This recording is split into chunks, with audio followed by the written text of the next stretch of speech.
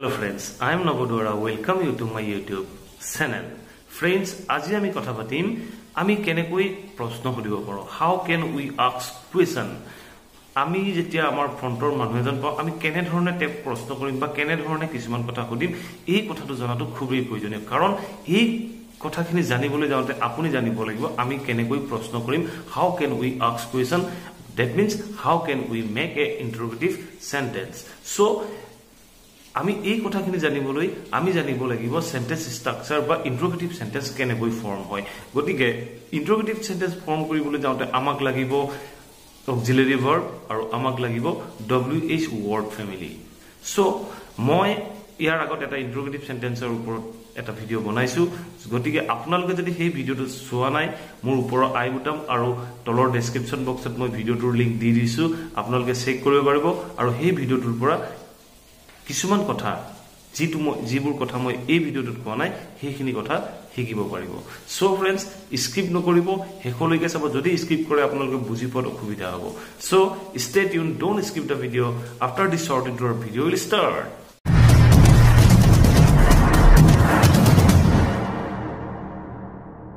Please subscribe my channel and press the bell icon for latest update.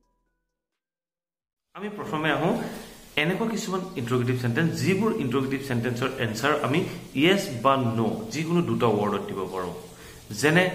আমি ধৰক সুধিলো তুমি ভাত খালানে হয় খালো বা নাই নাই খোৱা তেনেকৈ যিবিলাক আমি অসমীয়াত কওঁ সেইবোৰ ক্ষেত্ৰত আমি অক্সিলাৰি ভাৰ্ব লৈ ইন্টাৰোগেটিভ সেন্টেন্স বনাও যেনে do you live in Delhi Do you live in Delhi মানে হল তুমি দিল্লীত বাস কৰা নে that means তুমি দিল্লীত থাকা না না থাকা আপুনি তাৰ আনসাৰ দিব পাৰে no বা yes যদি থাকে yes যদি না থাকে no আপুনি সেই আনসাৰটো এনেকেও দিব পাৰে yes I live in Delhi no I live in Assam no I live in Mumbai এনেকে ধৰণে আপুনি উত্তৰখিনি দিব পাৰে যেতিয়া এজন লৰা এজনী ছোৱালীৰ প্ৰতি এট্ৰাকচন হয় তেতিয়া almost a question to ইজনে হিজনক সুধে are you in a relationship বা are you in a relationship আপুনি কিবা সম্বন্ধত আছে নেকি তেতিয়া যদি আছে yes যদি নাই no there is no problem আপুনি এনে ধৰণে ইন্টাৰোগেটিভ সেন্টেন্স বোৰ ফৰ্ম কৰিব পাৰে এতিয়া এনে এটা ইন্টাৰোগেটিভ সেন্টেন্স যেটো অক্সিলাৰি ভাৰ্বে আৰম্ভ হৈছে কিন্তু আমি জনাটো খুবই দৰকাৰ কাৰণ আমি যেতিয়া এনে কিছুমান বাক্য পাও তুমি দেখিছানে তুমি গৈছানে আপুনি কৰি পাইছেনে তেনে ক্ষেত্ৰত আমি বাক্যটোৰ আৰম্ভণিতে লিখিব লাগে have you ever seen the zoo আপুনি কেতিয়াবা চিৰিয়াখানা দেখিছেনে বা have you ever gone to Shillong আপুনি কেতিয়াবা শিলংলৈ গৈছেনে এনেকুৱা বাক্যবোৰত আমি এনে ধৰণে সেন্টেন্সটো ফৰ্ম কৰো আৰু ইয়াৰ এনসাৰটো হ'ব I have never gone মই কেতিয়াও যোৱা নাই আপোনাৰ যদি নেগেটিভ আনসাৰ হয় তেতিয়া হদায় আনসাৰটোত নেভাৰ ইউজ হয় সো এটো এটা খুব মন কৰিবলগীয়া কথা আৰু মনত ৰাখিবলগীয়া কথা গতিকে এই বাক্যটোৰ অংশটো ফাৰ্স্ট স্টাৰ্টিংটো আপোনালোকে মনত ৰাখি থওক have you ever এতিয়াও আমি WH ওয়াৰ্ডৰে আৰম্ভ হোৱা কিছুমান ইন্টাৰোগেটিভ সেন্টেন্স যেনে মই প্ৰথমতে কৈছিলো do you live in Delhi মই সেই বাক্যটোকে এনেকৈ ক'ব পাৰো where do you live Where do you live বুলি ক'বলৈ যাওঁতে আপুনি সম্পূৰ্ণ এটা বাক্য ক'ব লাগিব I live in Assam so যেতিয়া আমি WH word ৰে এটা ইন্টাৰোগেটিভ সেন্টেন্স আৰম্ভ কৰো তেতিয়া তাৰ আনসাৰটো কেতিয়াও yes বা no ৰে শেষ হ'ব নোৱাৰে গতিকে yes বা no ৰে শেষ কৰিব নোৱাৰো যেতিয়া আমি এটা সম্পূৰ্ণ বাক্য বা আপুনি এটা এসাৰ্টিভ সম্পূৰ্ণ সেন্টেন্স ক'বলগীয়া হয় so এনে ধৰণৰ বহুত আমি এক্সাম্পল পাওঁ যিখিনি আমি WH ওয়াৰ্ডৰে আৰম্ভ কৰো WH ওয়াৰ্ডৰে আৰম্ভ কৰিবলৈ যাওঁতে আমি ফাৰ্স্ট মন দিব লাগিব WH ওয়াৰ্ডটোৰ পিছত এটা অক্সিলাৰি ভাৰ্ব দৰকাৰ হয় যেনে মই এতিয়া কলো where do you live এই বাক্যটোত where ৰ পিছত do আহিলে কাৰণ কিয় এটো এটা প্ৰেজেন্ট টেন্সৰ বাক্য গতিকে where ৰ পিছত do আহিলে এটা কথা সদায় মনত ৰাখিব যেতিয়া সেন্টেন্স এটাত মেইন ভাৰ্ব থাকে বা অক্সিলাৰি ভাৰ্ব নাথাকে তেনে বাক্যত আপুনি সদায় অক্সিলাৰি ভাৰ্ব ডু ডিড ডাজৰ সহায় ল'ব লাগে ডু লওঁ আমি প্ৰেজেন্ট ফৰ্মত আৰু ডিড লওঁ পাষ্ট ফৰ্মত আৰু ডাজ কেতিয়া লওঁ আমি যদি সাবজেক্টটো বা নাউনটো থাৰ্ড পাৰসন সিঙ্গুলাৰ নাম্বাৰ হয় তেতিয়া আমি ডাজৰ সহায় লওঁ গতিকে এইটো এটা মনত ৰাখিবলগীয়া কথা আৰু সদায় এটো মনত ৰাখিব এতিয়া আমি দুটামান এক্সাম্পল চাই লওঁ What did you do in this summer vacation? What did you do in this summer vacation? Means এই গৰম বন্ধত তুমি কি কৰিলা? What did মানে summer vacation আপোনাৰ পাৰ হৈ যোৱাৰ কাৰণে আমি what did ইউজ কৰিলো past tense বাক্য auxiliary verb did ইউজ কৰিলো গতিকে আপোনালোকে এতিয়া বুজি পাবলৈতো আপোনাৰ অসুবিধা হোৱা নাই নিশ্চয় বুজি পাইছে past tense ক্ষেত্ৰত আমি did ইউজ কৰো তাৰপৰ আমি নেক্সট ক'ব পাৰো যে when will you come?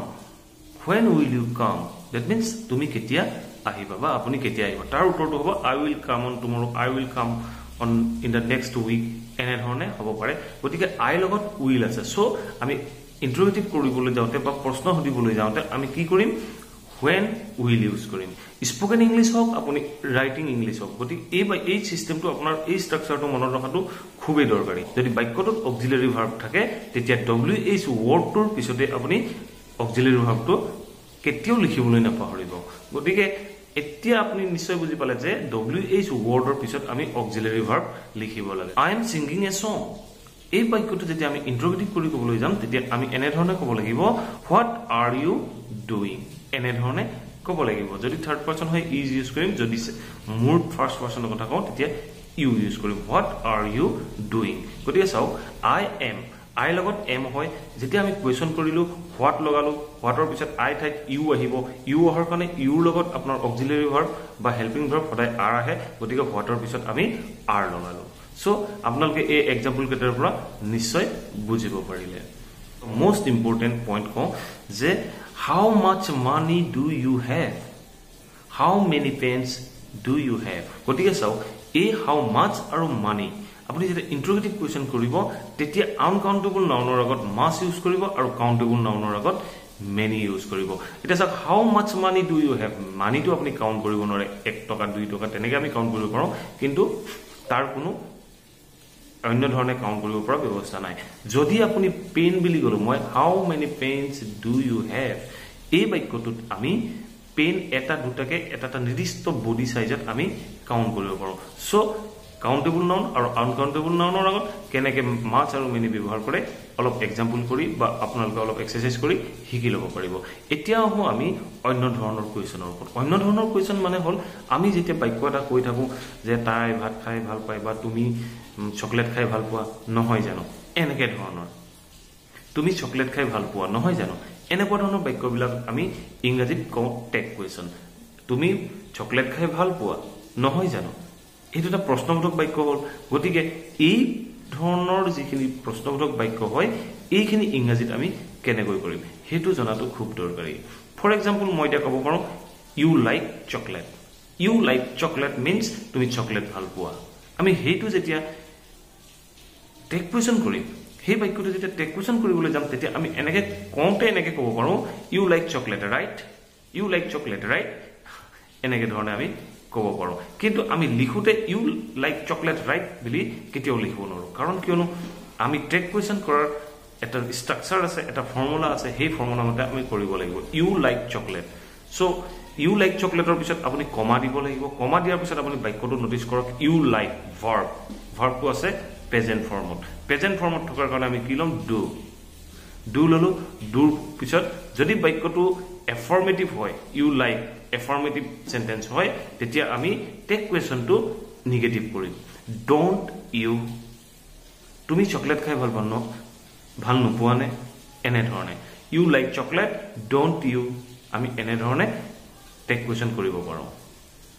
এটা কথা এখিনি মনত ৰাখিব যেতিয়া সেন্টেন্সটো এফাৰ্মেটিভ হয় তেতিয়া টেগ কোৱেশ্চনটো সদায় নিগেটিভ হ'ব আৰু যদি সেন্টেন্সটো নিগেটিভ হয় তেতিয়া টেগ কোৱেশ্চনটো সদায় এফাৰ্মেটিভ হ'ব এই ক্ষেত্ৰত কেতিয়াও ভুল নকৰিব মানে অপোজিট হৈ যায় যদি পজিটিভত আছে তেতিয়া নিগেটিভ হ'ব যদি নিগেটিভত থাকে তেতিয়া কোৱেশ্চনটো পজিটিভ হ'ব হেতু মনত ৰাখি থব এতিয়া দুটামান এক্সাম্পল চাই লওঁ আহক ইউ ডোন্ট লাইক চকলেট আপুনি বাক্যটো নোটিছ কৰক এই দুটা নিগেটিভ বাক্য যেতিয়া আমি নিগেটিভ বাক্যটো টেগ কোৱেশ্চন কৰিম তেতিয়া পজিটিভ হ'ব পজিটিভ বা এফাৰ্মেটিভ হ'ব এফাৰ্মেটিভ কৰিবলৈ যাওঁতে আমি কি কৰিম ইউ ডোন্টৰ পৰা নটটো উঠাই দিম ডু তাৰ পিছত আমি প্ৰনাউনটো লিখি দিম ডু ইউ আৰু লাষ্টত কুৱেশ্যন মাৰ্ক দিবলৈ কেতিয়াও নাপাহৰিব কুৱেশ্যন মাৰ্ক টেগ কুৱেশ্যনত বহুত ইম্পৰ্টেণ্ট হয় বা ইন্টাৰোগেটিভ সেন্টেন্সত বহুত ইম্পৰ্টেণ্ট কুৱেশ্যন মাৰ্কটো হ'ল ইন্টাৰোগেটিভ সেন্টেন্সৰ মেইন পইণ্ট সো লাষ্টত কুৱেশ্যন মাৰ্ক লগাব তাৰপৰ নেক্সট এক্সাম্পল আমি কব পাৰো he can do it he can do it আমি হেতু যেতিয়া বাক্যটো চাও হি ক্যান ডু ইট ইয়াত ক্যান অক্সিলারি ভার্ব আছে he can do main verb so he can do ইটৰ পিছত আমি কমা লগাই কান্ট হি লিখি দিলে হৈ যাব কান্ট হি বা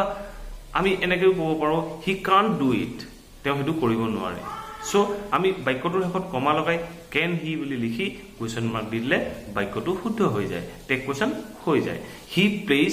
ক্ৰিকেট তেওঁ ক্ৰিকেট খেলে হি প্লেজ ক্ৰিকেট সো এটো যেতিয়া আমি টেক কুৱেশ্যন কৰিম তেতিয়া আমাৰ মন কৰিবলগীয়া কথা হল ভাৰ্বটো চাওক he plays that means he third person singular number play লগত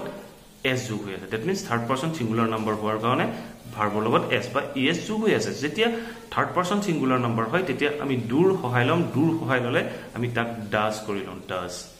so he plays cricket comma দিলে কমা দি আপুনি লিখিব ডাজন্ট হি নেখেলে নে হি সো এনে ধৰণে আমি টেক কুৱেশ্যন কৰিব পাৰো আপোনালোকে কেতিয়াও কওঁতে ৰাইট ইউজ কৰিব he will go there right এনেকে ইউজ কৰিব পাৰিব কিন্তু লিখোতে কেতিয়াও ৰাইট নিলিখিব সো ফ্ৰেন্ডস আশা কৰো আপোনালোকে নিশ্চয় বুজি পালে যদি ভিডিওটো ভাল পালে প্লিজ লাইক কৰি দিব শেয়াৰ কৰি দিব আৰু কমেন্ট কৰি দিব আৰু চেনেলটো সাবস্ক্ৰাইব কৰি ৰাখি দিব thank you for watching the video